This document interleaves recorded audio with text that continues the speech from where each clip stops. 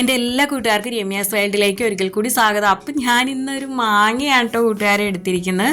നമ്മളെപ്പോഴും പച്ചമുളക് ചേർത്തിട്ടല്ലേ മാങ്ങ ചമ്മന്തി അരയ്ക്കുന്നത്. അപ്പം ഇന്നൊരു വെറൈറ്റിക്ക് ഇന്ന് നമ്മൾ വറ്റൽമുളക് ഒന്ന് ചുട്ടിട്ടാണ് കേട്ടോ ഈ ചമ്മന്തി അരയ്ക്കുന്നത്. അപ്പോൾ ചോറിൻ്റെ കൂടെയും കഞ്ഞിയുടെ കൂടെയൊക്കെ ഒരു അടിപൊളി ചമ്മന്തിയാണ് കേട്ടോ ഇത്.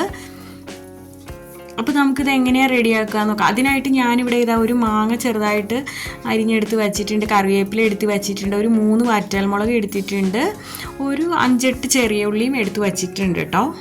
മാങ്ങ അപ്പോൾ കൂട്ടുകാർ പുളി നോക്കിയിട്ട് പുളിയുടെ അനുസരിച്ച് ചേർത്തോളൂ. അപ്പോൾ ഞാനിവിടെ ഇതാ പാൻ അടപ്പത്ത് വെച്ചിട്ടുണ്ട്. അപ്പോൾ ഒട്ടും എണ്ണയൊന്നും ഒഴിക്കേണ്ട ആവശ്യമില്ല കേട്ടോ. അപ്പോൾ ആ വറ്റൽമുളക് ഒന്ന് ഞാൻ നടുകി ഒന്ന് മുറിച്ചിട്ട് ഇട്ട് കൊടുത്തിട്ടുണ്ട് കേട്ടോ.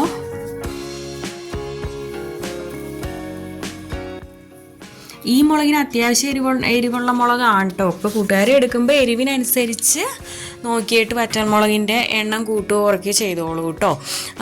ഇതല്ല കനലിൽ ചുട്ടെടുക്കുകയാണെങ്കിൽ കുറച്ചും കൂടെ ടേസ്റ്റ് ആയിരിക്കും കേട്ടോ കൂട്ടുകാരെ. അപ്പോൾ ഞാനിപ്പോൾ ഇങ്ങനെയാണ് ചുട്ടെടുക്കുന്നത്.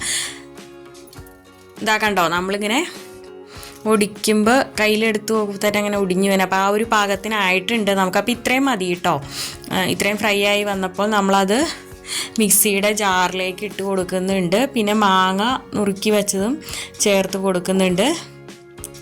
ചെറിയ ഉള്ളി നമ്മൾ എടുത്ത് വെച്ചതും ഇട്ട് കൊടുക്കുന്നുണ്ട്. പിന്നെ കറിവേപ്പിലയും ചേർത്ത് കൊടുത്തു.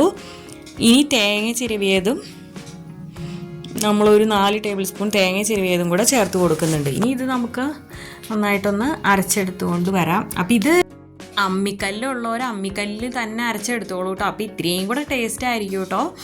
അപ്പം ഞാനിതാ ഇവിടെ ചോറ് എടുത്ത് വെച്ചിട്ടുണ്ട് കേട്ടോ. ഇത് നമ്മുടെ പപ്പായ അച്ചാറാണ് കേട്ടോ കൂട്ടുകാരെ. കഴിഞ്ഞ ദിവസം ഞാൻ വീഡിയോ ഇട്ടിട്ടുണ്ടായിരുന്നല്ലോ, ആ അച്ചാറാണ്.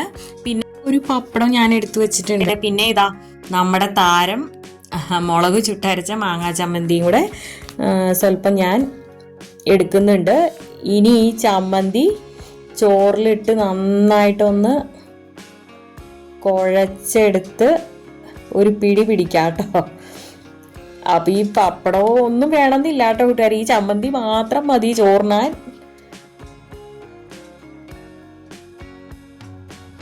അങ്ങനെ ഇതാ നമ്മുടെ